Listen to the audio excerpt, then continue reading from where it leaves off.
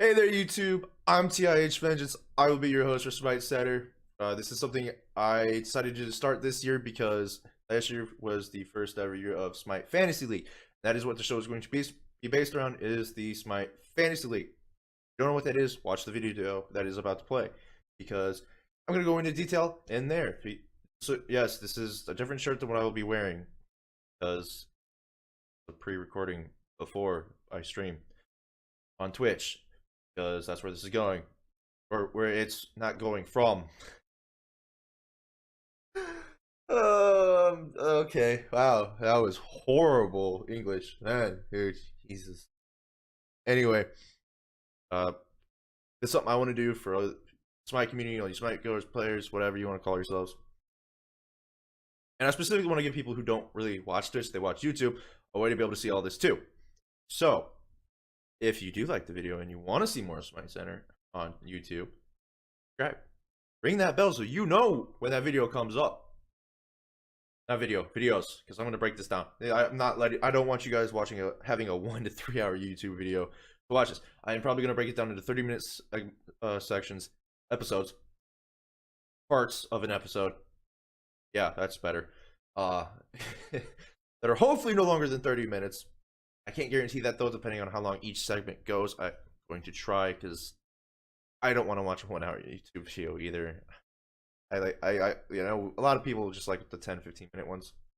So this is something for all you guys. Don't know what the fantasy league is, again, in the video. Eating things and saying stuff like this is duh.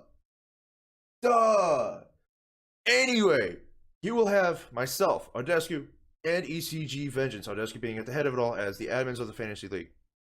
So, because there will be multiple signups, it's not just gonna be this one and done. There will be another time. You guys aren't sure, well, this is gonna be a great video to hopefully persuade you into wanting to do the fantasy league. We have plans for bigger things for the league, so long as the year goes well and we see the growth. Now, of course, if you want to or not. However, if you like SPL, if you like free stuff, I think you're gonna like the fantasy league. So, that in mind, I already said it's ring bell, like, I hope you guys enjoy the video. Alright. Welcome, everybody, to the first episode of Smite Center. We're gonna have this is kind of like a test run episode, kind of. It's my first time doing something like this.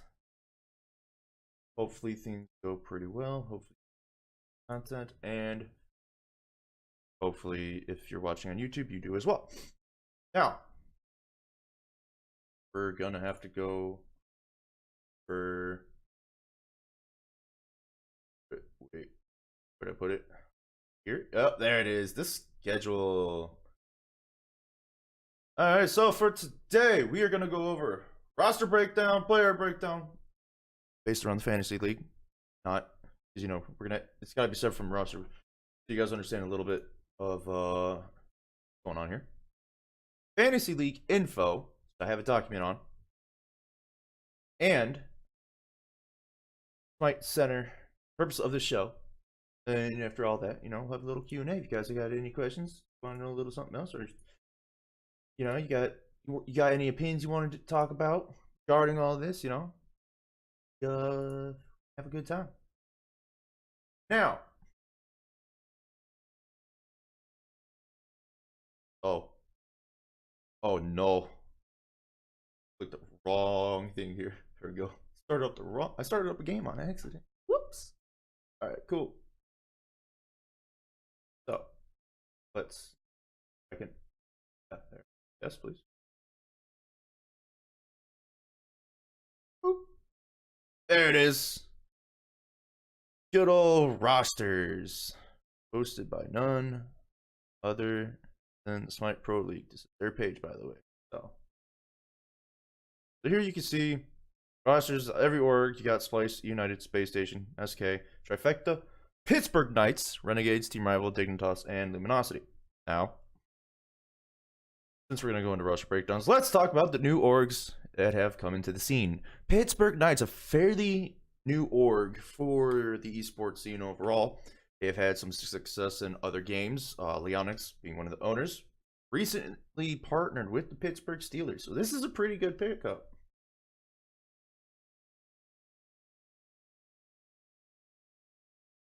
All right, Zig. But so yeah, so Pittsburgh Knights being fairly new, you know, coming in with a little bit of money, partner with the Pittsburgh Steelers. This squad, dude, this was just such a good pickup, but we'll get into that later. Next is Renegades. They're not really new to Smite. If I remember correctly, they had SCL and SML origins for Smite. But getting to come in is a really good look for them overall as an org. So for the Smite community, this, you know, seeing the Renegades able to come in, I think it's pretty cool. I think it's good for them. I think it's good for Smite. And then you've got the return of Luminosity, or a little bit of a social media breakdown, we'll call it. Anyway, so we're going to start with Splice, the returning world champs. As you can see, nothing has changed. Same coach, same players. So, pretty much, especially at LAN, after the World's performance, we should probably expect some pretty good gameplay out of them. Next, we have United. One thing I do want to go over, Cyclone and Moswell. These guys, you know, Cyclone returning to the ADC role after years of playing solo. This is like him showing up towards the end of season, especially at Worlds, was huge. So this guy's really, like, after spending season 5 to get used to it, season 6 he's gonna be terrifying ADC. I'm telling you that right now. Oswald, guy came in from minor league and just him and Sino just boom. I don't know what happened, but these guys clicked. And you know, that's actually something really, really nice to see, is SML players coming up and just stepping up. This dude won a world championship from stepping up. Big. Sino, you know, he's been here since season 4 in the SPL. I mean, what are we going to say about the guy? You let him play what he wants to play, he's going to do good, but he can play a lot. So, obviously a good coach, did well with these guys. And then you got Divios and Aurora, you know, guys from the old Eager team before that got disbanded and whatnot. And these two just, Divios came back. And I knew this was going to happen. You know, I remember seeing stuff about like, man, Divios doesn't look like the same old Divios. I'm sitting here like, you cannot count this guy out. I don't care how long he's been away from the SPL. I don't care how long he's been looking bad. He will eventually, and as he did, come back to the Divios we all know. And Aurora, dude, you know, it's Aurora, man. Dude tanks like crazy as support every time he plays it. All right. Now we're back to E United, Season 4 World Champs. Not the same team this year. Obviously, as with many teams do, win a world championship. You know, the next year it doesn't go so hot. You change it up. Well, we have Vidium. And for those of you who do not recognize this name, this is Clout from Season 5. He was Vidium before, went to Clout Season 5, came back to being Vidium. This guy, I wholeheartedly believe, after that last season with LG, he is way too underrated as an ADC. This dude was probably one of, if not the most consistent players on LG last year, and always looked good in his lane. Almost always. We're not going to say almost. We're going to say almost always. Because everyone has a bad day. Everyone. I don't care who you are. Even Adapting has a bad game. So we're just going to leave it at that. Palace. And this is the nice thing. This is our first mix of EU-NA roster we get to look at here. Palace. He's always been a fairly decent to good support depending on how he plays on the day. It's the consistency, the thing that kills me, but I also believe it's the team that's around you and how well you mesh together. So it'll be, I'm curious about how these two will get along. The play styles I think will match, but Callis coming in with big man teams, you know, two already teammates, you're already going to have these two with chemistry. I think the point for Callis is to figure out, you know, what play style do you both want to have in lane together and understand that this is what we have to do. Because, I mean, these two you're going to be fine with anyway. Big man teams. Guy who went into the mid lane, if I remember correctly, after being a support player. He's had some say from what I got to see, okay games. From what I've seen other people see, it's a little higher rated. So obviously he's not one of the top tier mid laners, but because we are at LAN, everyone's going to be on the same connection. I'm curious, like, this guy is a wild card for me right now. He could either come out swinging big, all of a sudden, like, dude, big man Ting's lane is a monster. What's going on? Some people may not recognize before, just like a few other mids that we'll talk about later. And then we have Ice Ice Baby. Ah, man. Ice Ice, one of the best junglers that EU had the past couple of years. This dude is just popped off. And now you have him with Big Man and Benji in the solo lane. This is the fact that Benji is already a top tier solo laner. Like, this always been really good. I think these two is terrifying. This is actually really scary to see. Granted, solo lane may not be prioritized depending on how season 6 goes, the totem being in place. If he wants to come gank Benji, or if they get into a team fight and Benji wants to come in and initiate with Ice Ice following up, I think this is something people will definitely have to look out for. Then returning is Benji. Now, Benji the solo laner, the world champ solo laner, 4, right?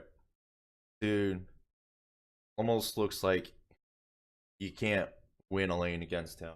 Even like, it's possible, yes, but a lot of time it just looks like, don't try to win the lane against him, just try to keep it stalled. Don't lose lane to him. It's tends, in my mind, at least when I see it, that's how it looks. So this whole roster looks nasty. Yes, you have big man Tings and Kalas from former rosters that did not look good. I understand that. I don't care. Everyone's at LAN. This is a complete reset. This is totally different than what you've had before. This is not online connection. Everyone's on the same ground here. So for me, all these teams, we need to get out the mentality of this team dominated, this team, these guys are part of a team that sucked. No, this is a whole new mentality to have looking to season 6. But everyone at LAN, Georgia now, this could be like, this team, I'm actually looking forward to seeing. This is one of the teams that I'm interested, not just because it's the EU-NA combo, because of the players that are on it and the potential that they have. Now, the question is, will they push to achieve that level? We'll see. We'll find out. And like I said, team chemistry is going to be a huge part of that. Base station. Yet again, this team's staying together. Farah, Jeff, Benenu, and Inster, and Aquarius. Farah and Jeff, the duo lane we know and love. Once considered one of the most dominant duos ever. They're still really good. I do believe that they've fallen off from where they once were due to everyone else improving like insanely well throughout their SPL careers. So this will definitely be something to see. How are they going to perform in a LAN? Because I mean, what's one of the things we've seen in the past few years? LAN performances from this team has not exactly been one of the best as what you might see online. Of course, that's facing NA. Now this team decided, instead of mixing up, to stick together. Benenu, world champ mid-season 4. I want to say he had a little bit of a rough patch last year. Obviously, they definitely stepped up together as a team. I definitely want to see him come back into that form he had in season 4 and season 6 and just absolutely destroy. Yes, we've seen some nerf to mages coming due to items, but I still think he has the potential to play outstandingly. I would just like to see him back at that level, people were used to at one point. I feel like he definitely underperformed this last season. If he steps up, this team's going to really benefit, but we'll see. And Inster. Oh, one of everyone's favorite junglers, and also known as Land Inster at one point for having a complete jinx at lands. Not fun. Now, Inster and Veneno and Aquarius, obviously, again, because they've got their chemistry, because they've been together for a little bit, but the question is totem. Aquarius is a little, more underrated. He does well in the solo lane, at least to compete with what I would say is probably your top 2 or 3 solo laners, period, out of all these on the list. I think the big issue is going to be with this team fighting and executing objectives. Like, they've done so well online, but when it again, when it has come to land, these guys, it's been a little different. Now, SK Gaming. Recognize this roster? This is old trifecta roster from last 5. Zapman, Nerma, Paul, Sam, Scary D. Zapman, one of the oldest ADCs. And I mean oldest as in longevity in the SPL. He's always been known as one of the top. He's always been known as one of the best in NA.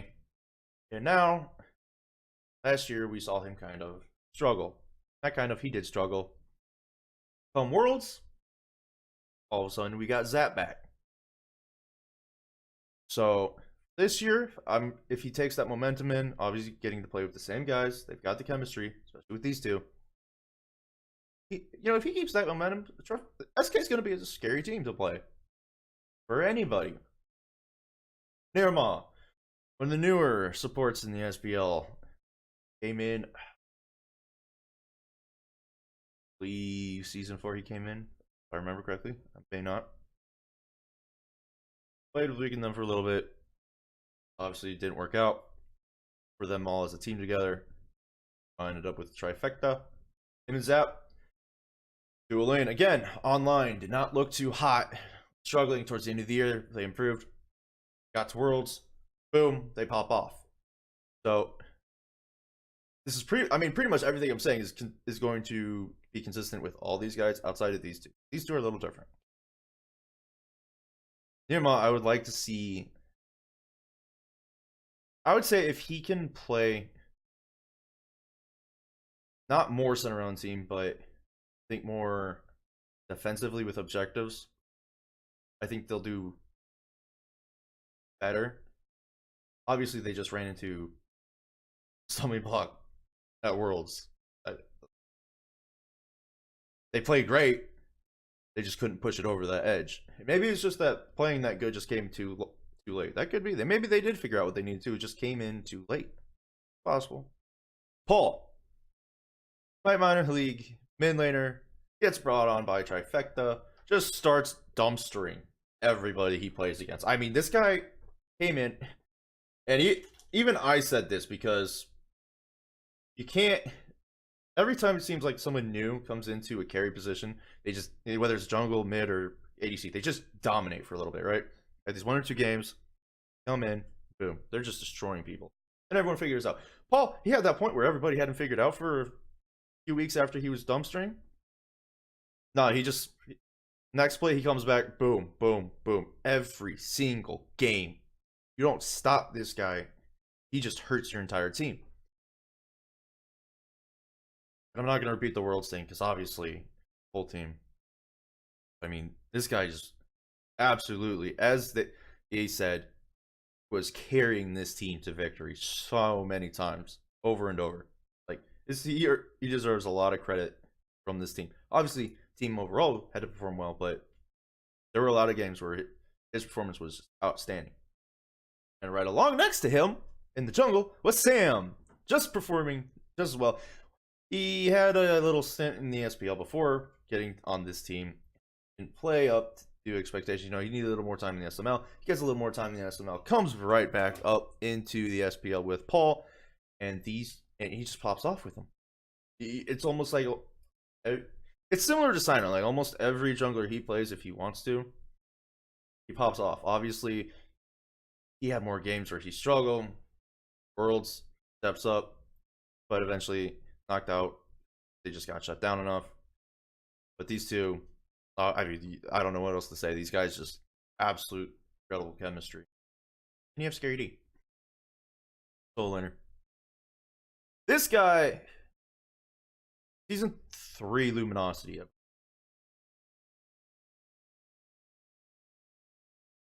Yeah, season 3 Luminosity. Maybe season 4. I don't remember. Wasn't looking too hot. Was a little newer. Everyone had their doubts. He has come into his own, especially with this roster. He can compete with the top. With the best solo laners, he can compete. He can do what he needs to do. He can go without losing lane. in my mind, that's one of the most important things for the solo laner to do. Don't lose your lane, but you don't have to win it either. And rely on your team. But obviously, if you win lane, you win lane. That's great. Awesome. So the old trifecta, new SK roster, these guys definitely going to be interesting to watch. And if they keep their momentum from Worlds, they're going to be scary. They'll just be scary just as much as Splice will. And now the new trifecta. It's convenient that we just add to that. Trifecta, we have Wowie, Eonic, Lasbro, Weaken, and Ducky. Wowie coming up, getting an opportunity here after so long. ADC. I mean, this is just a completely dark horse team. This is something completely new. There's not much you can say for team chemistry. Weaken being the only remaining NA player from last year, stepping up into the SPL from his team, staying together. So he's all by himself essentially. No, like top, he doesn't have that longevity playing with these guys. Wowie coming up, he has performed well. I think playing against all these others ADCs is going to be interesting to watch him and how he performs. And really, I think after the first 3 weeks, we will be able to see how ready he is for the SPL, and because it's LAN, how consistent he can perform. So, keeping that in mind, not too much we can say, unless you've watched his entire career. Eonic, now former SPL player, comes back and has had some things said about him by certain people that we're not going to get into, that not everyone agrees with. Playing support, he was good back in the day. He's didn't get picked up. There were some issues. Comes back. Question is, will he be at the same level he was, or will he have to work back up to that? Like I said, same with Wowie. After the first 3 weeks, we're probably going to be able to tell. It'd be nice to see him pop right back into it, like he was never gone. But the problem is, stay out too long. For most players, you're not going to pop back in unless you're constantly scrimming against top players. So this is going to be a very interesting lane. It'd be nice to see him do well. We don't know. You got Lasbro, EU coming over, mixing it up with this team. Yeah, and this is another. We need to see how he plays at LAN. He's a good mid. He is definitely a good mid. Right now, I think he's the mid-tier mids, just keeping everything in perspective. And I think this will be fun to watch him at LAN. I think it'll be fun. I don't think we're gonna have to sit here and go, oh man, if this team just looks. I think it will be, even if he's losing, I think he'll put up enough of a fight that people aren't just like, oh, this is so boring, or I definitely think these games will be more fun to watch. So I want to see him focus on quick clear, and then just putting all of his damage into as many targets as possible in these team fights. Now, I will say I didn't get to watch a lot of SPL Season 5 due to working, but we can hope, right? We can all hope. Of course, I'm hoping just for straight good SPL for our year, because these could be some really good matches. Weaken. Former Luminosity, former LAG, former Envy, former AFK Gaming. He came in playing hot. He's had a few years now, 2 or 3 years now, where he's pretty much looked at, where a lot of people just trash him. Not good jungler, but plays a mixed style. He can either carry you or he can support your team. And a lot of people don't like that playstyle of jungle because they think the jungle should just carry. That's not true. Jungle is kind of like your mixed between solo and support. You can either come in, do all the damage, where you can come in and set up and protect your team depending on who you play. Gods like Twin Bots, Thor are actually really good for peeling as a jungler and initiating, setting up for your team. You may not get a lot of damage, but you did a lot more than people realize with the kills. So having that mix, it'd be nice to see him, stick with the aggressiveness and try and carry. But overall, depending on what this team decides to do, he could just keep his play style, and we'll see. So it would be nice to see him, like last year we had that glimpse where he was just on point, destroying teams, and everything fell apart. Like people got used to it. I'd like to see him do it and then keep it and push it. If he can do that, the team's automatically got that extra leg. And then Ducky, newer player. Remember, he was teamed with Lasper towards the end of last year, if I remember right. Yeah, and lower team overall. I can tell you right now, this team, most people don't have high expectations for. Mainly just because Weekend's on it. He gets trashed. I don't know. I don't feel like people watch the SPL need to trash players like that, but people should be just watching for good Smite, not the trash. But everyone's gonna do what they're gonna do. And now, man, say it, this is the favorite team. This is probably the favorite team to be #1 throughout the entire year, and probably to win Worlds on paper.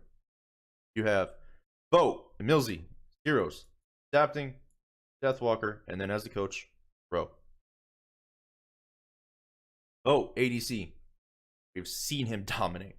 Easily. Easily. If he's not #1, he is the #2 ADC on this entire list. No matter how you look at it. Based off his past performance the past couple years, he's been consistent enough. He has held it to carry enough.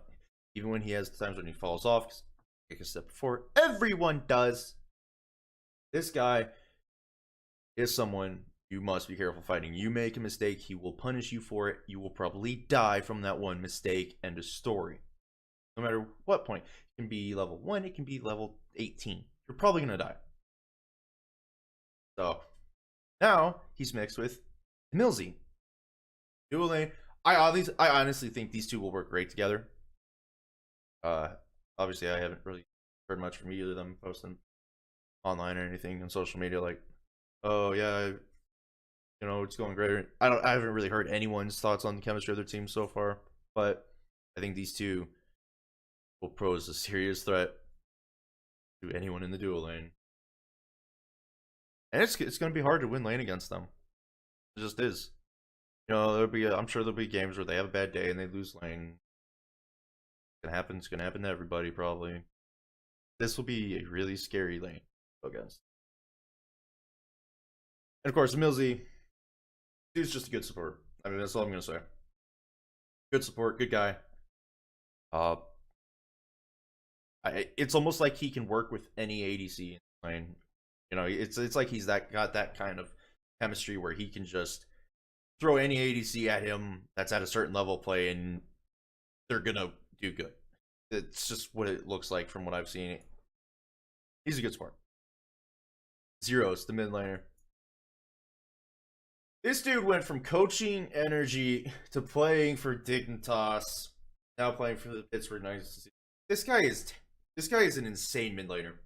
All you can say about him. He's insane, really smart, which just makes him that much scarier. And if Morgan gets fixed, then I feel really bad for anyone playing against him if you don't ban her, because he's gonna pick her probably, and his Morgan is disgusting. I'm gonna say it, #1, #2, #1, #2, #1, #2, #1, #2, #1, #2. Like, these are all top 1, top 2 in their respective positions out of this entire list. Period. So, Adapt King. Obviously this dude, again, 2-time world champ, plays out of his mind. However, he does have bad games. At least in terms of the fantasy league, which we'll get to later. But, I mean, the fact that he can hard carry, he can hard carry, he can hard carry, he can hard carry, and he can hard carry it defensively. I mean, it's absolutely insane this comp got put together of players. He's dominant in the jungle, Deathwalker, dominant in the solo lane. I almost haven't. I don't think there's anything I can say about these guys other than just really good, insane team. And then Roe from Oceania. Obviously, this guy's a smart coach. He's good.